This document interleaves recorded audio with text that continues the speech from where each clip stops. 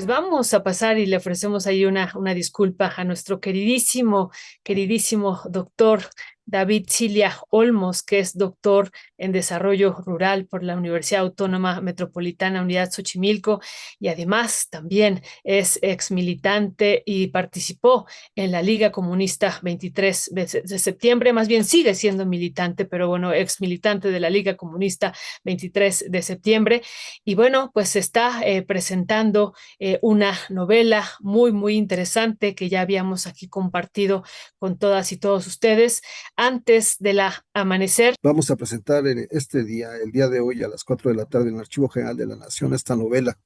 Y esta novela tiene la importancia de que abre la visión hacia distintas épocas por las que ha atravesado el país.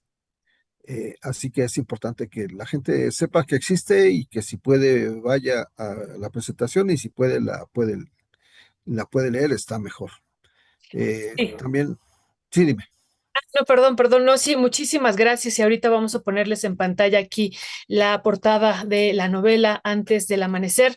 David Cilia Olmos, autor de esta novela y además protagonista también de estos hechos históricos que van transcurriendo también en esta novela. Hay una cuestión que queremos preguntarte de entrada. En la novela se relata como punto de partida que también esta fue, bueno, fue vivida en los años 80 y 90, pero esta fue escrita en febrero de 1994, ¿no? Y pensábamos, ¿por qué en febrero de 1994?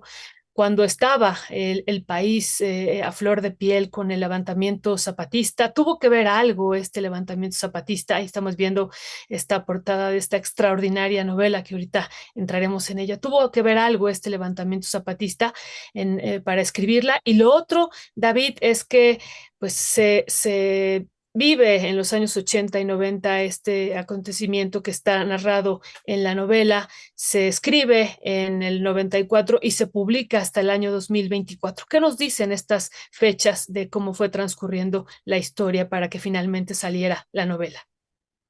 Bueno, sí, en efecto, tiene mucho que ver. Precisamente el título de la novela está relacionado con la última frase de lo que sería el último capítulo del libro, donde se relata una circunstancia muy difícil en el estado de Chiapas, y a partir de ahí, quien está narrando, quien tiene la voz en esa parte, dice o termina con faltaba poco para amanecer. Y es precisamente el 94, cuando el alzamiento zapatista se convirtió en una esperanza para todos los mexicanos y cuando esta lucha, esta insurrección campesina o indígena en Chiapas, enseñó que sí se podría hacer una transformación.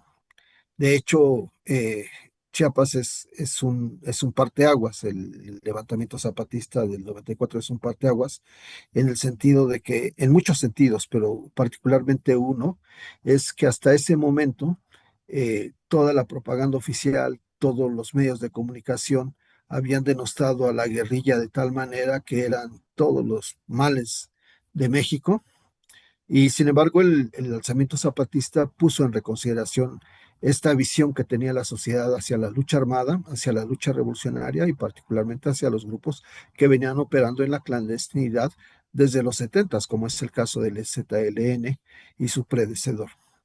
Entonces, sí tiene mucho que ver, sobre todo porque es un mensaje de esperanza. En el 94 es un mensaje de esperanza para toda la nación, pero particularmente para quienes militamos en el movimiento armado socialista, para los que estuvimos en la clandestinidad durante muchas décadas. El ver esta posibilidad nos llena a todos de, de un horizonte que habíamos casi pensado se perdía. Tiene mucho que ver antes del amanecer. Ahora, este amanecer ha sido bastante doloroso. Estamos hablando del 94 y de hecho, podemos decir que hubo un cambio en el país en el sentido de que la oligarquía ya no impuso a su presidente a partir del 2018.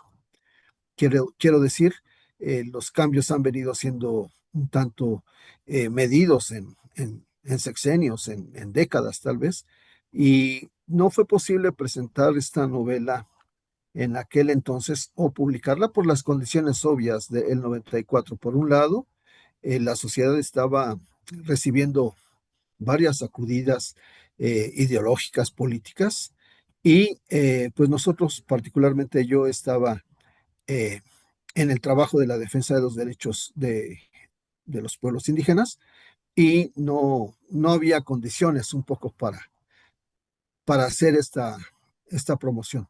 Más tarde, para ahí, para el 2001, sí, por ahí por el 2000, 2001, la editorial Planeta hizo una convocatoria de novela eh, para todos los países de habla hispana y para los que hablaban también portugués.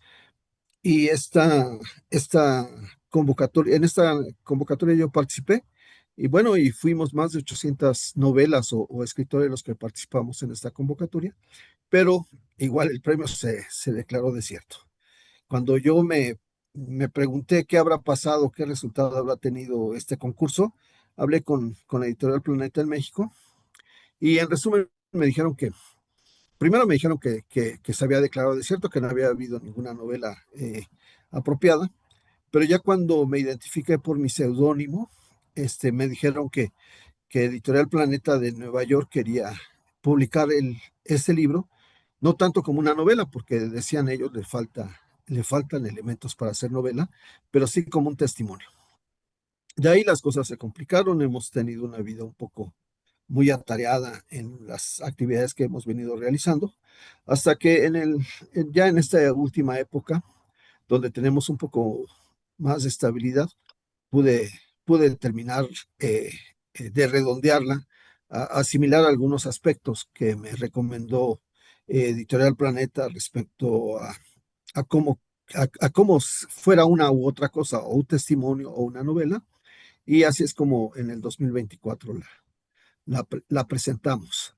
Tiene mucho que ver con aspectos de que las circunstancias en las que se podía hablar en el 94 y antes del 94, peor aún, no existían. Y después, durante todo este proceso de recambio, de reposicionamientos, ha sido un tanto difícil. Y también este nuevo amanecer implica que vivimos en una nueva sociedad, en el sentido de que no tenemos un Estado autoritario. Es decir, la violencia sigue existiendo, la violencia política, las agresiones, etcétera, todo eso sigue existiendo. Sin embargo, esto no necesariamente proviene, ya como en el pasado fue, de un autoritarismo gubernamental, que fue lo que llevó a toda mi generación, o a una parte importante de mi generación, a levantarse en armas en contra del gobierno. Entonces son distintas épocas, distintos momentos, y en esta ocasión sí tenemos un poco de más condiciones de estar hablando de estos hechos, de esta novela, pues en un medio de comunicación como el de ustedes.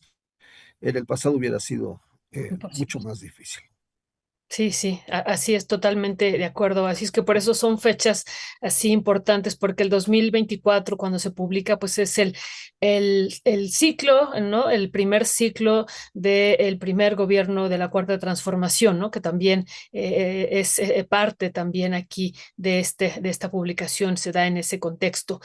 Pero bueno, ya nos estarás compartiendo más al respecto. Yo quisiera preguntarte una novela histórica, Antes del Amanecer, donde se narra, ¿no? Parte de la historia de la Liga Comunista 23 de septiembre.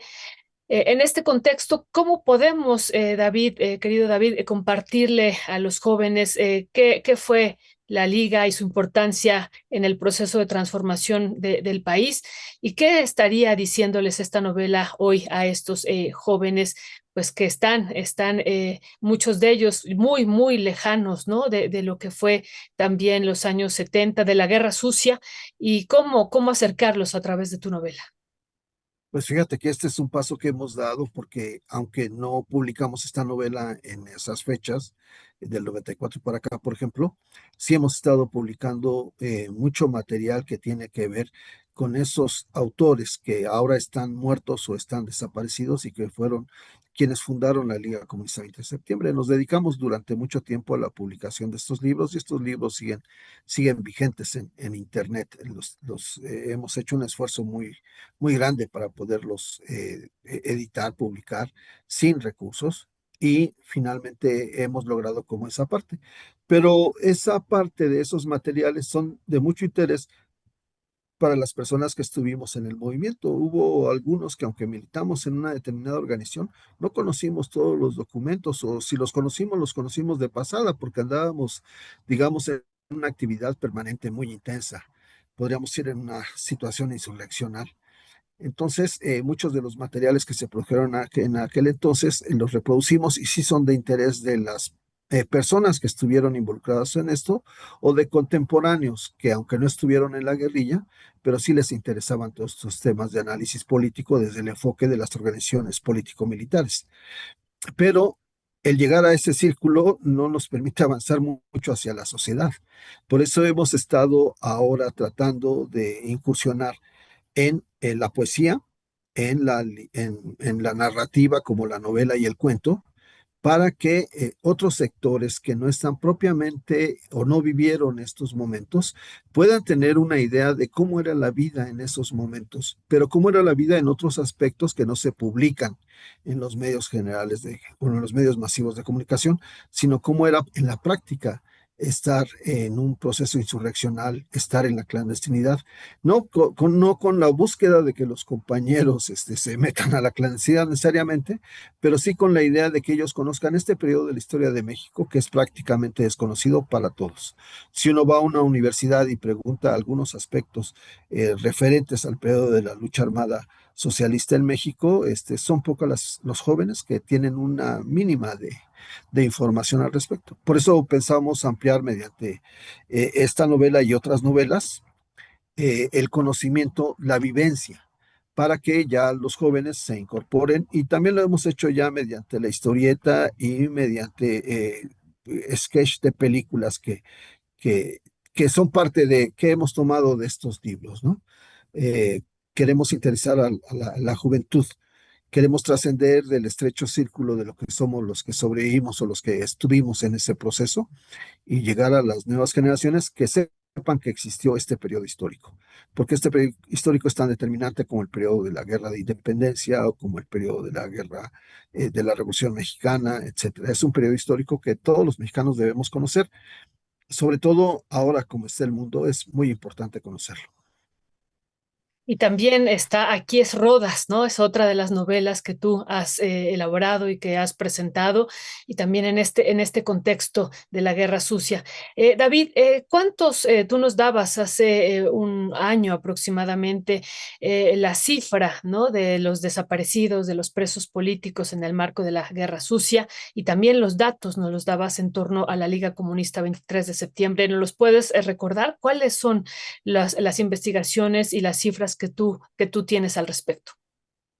Yo calculo que durante el periodo de la Guerra Sucia hubo alrededor de 1235, entre 1209 y 1235 personas que fueron detenidas por las corporaciones oficiales del gobierno, ya sea el ejército, la policía, la Dirección Federal de Seguridad, llevadas a un lugar en donde fueron incomunicadas y a partir de ahí no se supo nada. Esto es decir, tenemos entre 1209 y 1235 personas desaparecidas.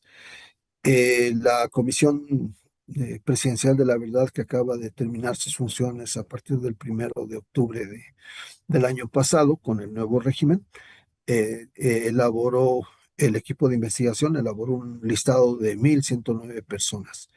Las revelaciones que se han hecho acerca de los vuelos de la muerte que ordenó el ejército mexicano para deshacerse de los cuerpos de las personas que estaban desaparecidas, nos hablan de que de un total de 183 personas que aparecen en las listas que relativamente en este último año se han estado difundiendo gracias a las investigaciones de la periodista Marcela Turati, nos hablan de que más o menos un 10%, según datos que nos han proporcionado las mismas personas de la Comisión de la Verdad, eh, un 10% de esos listados no han sido identificados contra personas que hayan sido denunciadas su desaparición.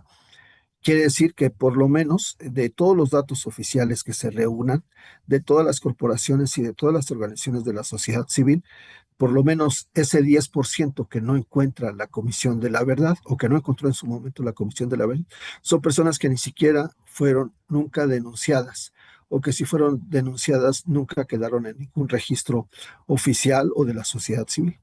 Eso habla de que estamos hablando de más de ese listado de 1209 a 1235 personas eh, que fueron, que fueron desaparecidas, eh, y que no hay ninguna otra evidencia más que esta lista presa de los vuelos de la muerte, donde, pues como todos sabemos, o la mayor parte de la gente sabe, el ejército realizaba vuelos 80 kilómetros enfrente de la costa de Pie de la Cuesta para tirar a los compañeros que estaban desaparecidos, algunos de ellos aún con vida. Entonces, esa es la cantidad. El Estado mexicano debe de tomar atención a este dato. Si ahorita le preguntamos al Estado mexicano, ¿estás buscando a los desaparecidos de la guerra sucia? La respuesta va a ser sí. Pero si le preguntamos cuántos son los desaparecidos de la guerra sucia, nos va a decir, no sé, o nos van a dar datos contra, contrarios entre las distintas dependencias que están llevando estos. Si comparamos los de la CNDH contra los de la FEMOSP, contra los de la FGR, son cantidades muy diferentes en cuanto al número de personas desaparecidas. Eso debe resolverse pronto. Debe haber un criterio, así como lo hizo la Comisión de la Verdad de hace poco, poder decir, estos son las personas que fueron desaparecidas. Mínimo. Esas son el mínimo de personas que fueron desaparecidas, porque como te digo, la evidencia de la lista presa nos habla de que hay un subregistro tremendo en este tema, ¿no? Tremendo en cuanto a que se trata de personas que aún ahora están para nosotros vivas y están siendo violados sus derechos humanos, porque este crimen de desaparición forzada no se cometió en los 70, se cometió ahorita. Hoy mismo, esas personas están en calidad de desaparecidas y sigue cometiéndose el crimen de desaparición forzada contra todos nuestros compañeros.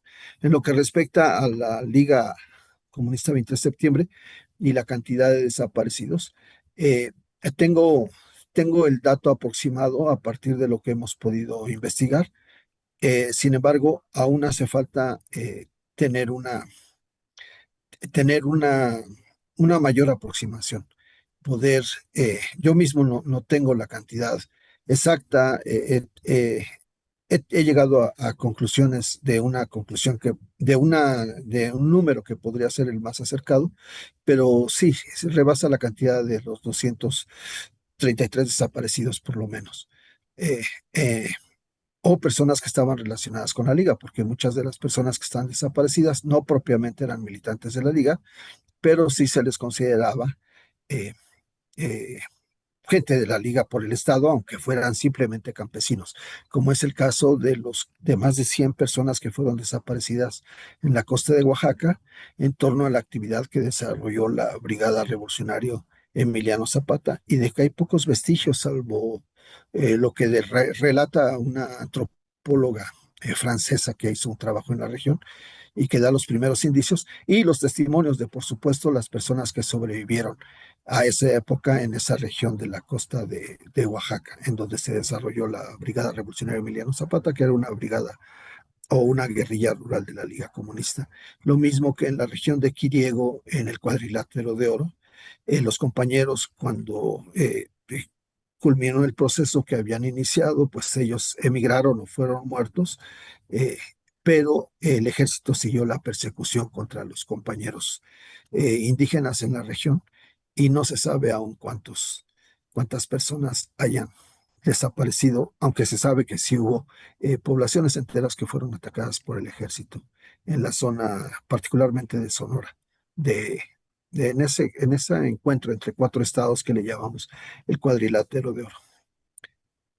Muchísimas gracias, David. Pues esta cifra de 1.235 personas que fueron desaparecidas y justo la siguiente pregunta tiene que ver con este dato que tú nos das.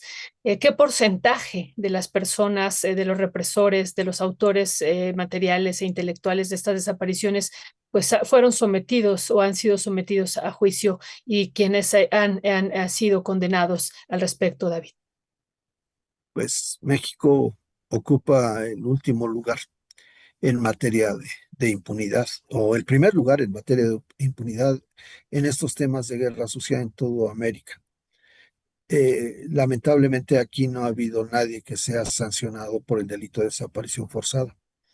Los procesos que se han establecido para esclarecer estos crímenes gubernamentales han sido una farsa, como el caso de Predes, de la CNDH, fundada en septiembre de 1990, y no tan necesariamente una farsa, pero sí un trabajo mal hecho en cuanto a la fiscalía especializada en todos esos temas que llamamos la FEMOS, la Fiscalía Especial para la averiguación de los delitos cometidos posiblemente por servidores públicos en contra de participantes en los movimientos políticos y sociales, la FEMOS. Ellos aunque su misión era establecer una causa penal en contra de los perpetradores de estas desapariciones, se quedaron a medio camino por un convenio, un contubernio que establecieron entre el gobierno de Vicente Fox y los priistas de aquel entonces, de tal manera que los trabajos de la FEMOS quedaron inconclusos y solo sirvieron para acorazar a los perpetradores, a las personas denunciadas como los que habían cometido estos crímenes de lesa humanidad, puesto puesto que como estos son testimonios que forman parte de una carpeta de investigación, a partir de ahí se considera la secrecía de la investigación y entonces todos estos datos que tenemos han sido ocultados terriblemente de una manera criminal por el Estado mexicano y particularmente los datos que se iniciaron o los datos que se derivaron de la investigación que se hizo contra Arturo Acosta Chaparro y otros generales que dirigieron los vuelos de la muerte. Estos testimonios que se recopilaron, estas investigaciones que se hicieron en el juicio de Arturo Acosta Chaparro y otros militares de la Guerra Sucia, se hicieron en el fuero militar. Y aunque se esclarece cómo fue todo este proceso de guerra sucia, forman parte del secreto de la investigación ministerial militar que obra en la Secretaría de Defensa Nacional.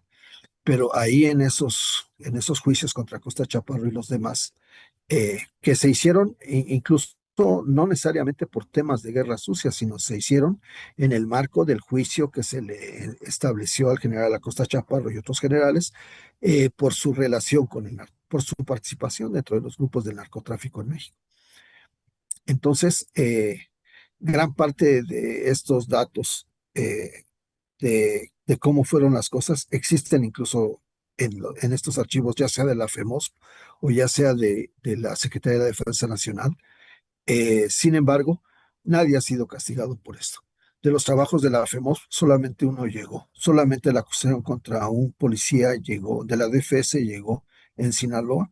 Y por supuesto, una vez que llegó a los juzgados, es decir, sí se estableció la acusación desde la fiscalía para presentarlo ante las autoridades competentes judiciales.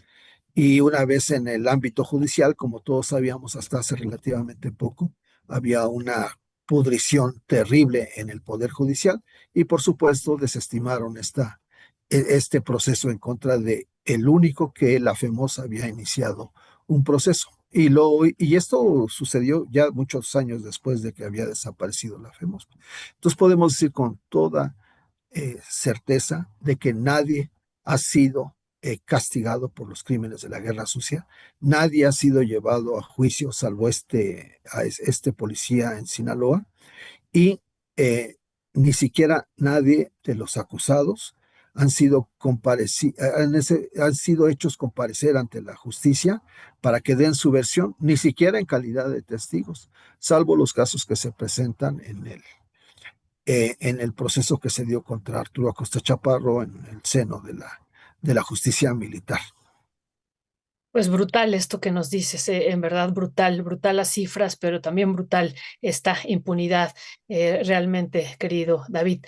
David, hay un tema y con eso quisiera ir también cerrando esta entrevista que te agradecemos mucho y que tiene mucho que ver con lo que hoy vamos a presentar esta tarde, justo, ¿no? Justo en el Archivo General de la Nación, donde fue esta esta cárcel, esta prisión, este Palacio Negro de Lecumberri, que dice mucho presentarla ahí.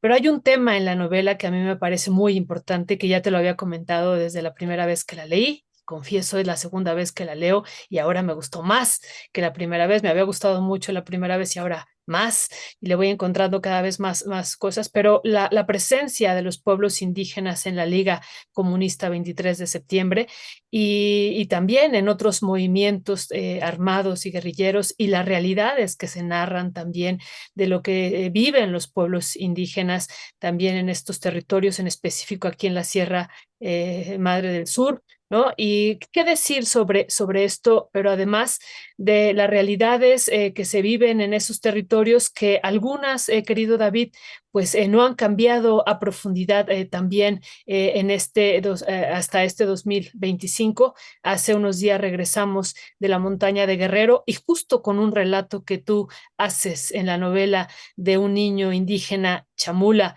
que tiene enterrada una astilla en medio del ojo, que es brutal la narración que tú haces, ¿no? Pues no hay nadie que le pueda sacar esta astilla y ahí el personaje se pregunta, pues, ¿cuándo cambiarán estas realidades que se viven en estos territorios de los pueblos indígenas? ¿Cómo compartir con la audiencia también esta presencia de estos pueblos en tu novela? Fíjate que políticamente hablando, hay un déficit, hay una deuda del movimiento comunista en México en general, no solamente armado, sino en general el movimiento comunista respecto a los pueblos indígenas en México.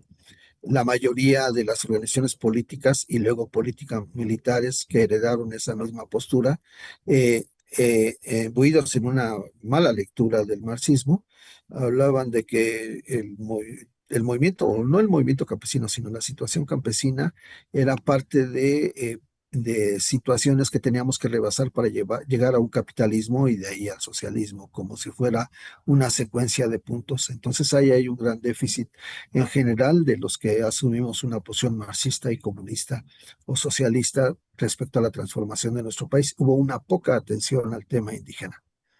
Eh, Lamentable, en muchos casos muy lamentable.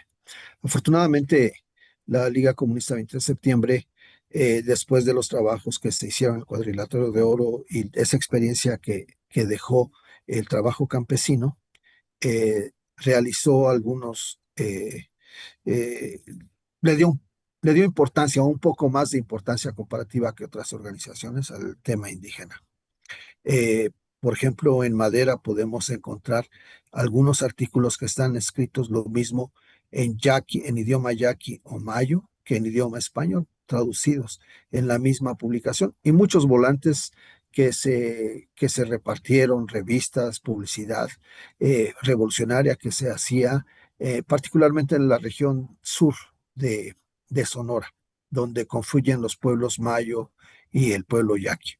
Esa propaganda se hacía en lengua yaqui o mayo, porque afortunadamente había un importante sector del magisterio de esa región, de los normalistas rurales del Quinto, que se incorporaron a la liga, entonces tenían ese doble papel, que tenían una postura marxista comunista, pero además que provenían de pueblos indígenas, y por eso podíamos publicar propaganda en esas lenguas indígenas.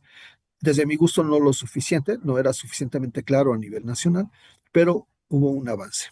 Es hasta la persecución en donde yo tengo que refugiarme en Chiapas, donde veo ese brutal falta de acercamiento a la vida real de los pueblos indígenas, que como tú dices, en aquel entonces era muy terrible antes del alzamiento zapatista, pero si vamos a algunas regiones del país, sigue siendo terrible, muy grave la situación.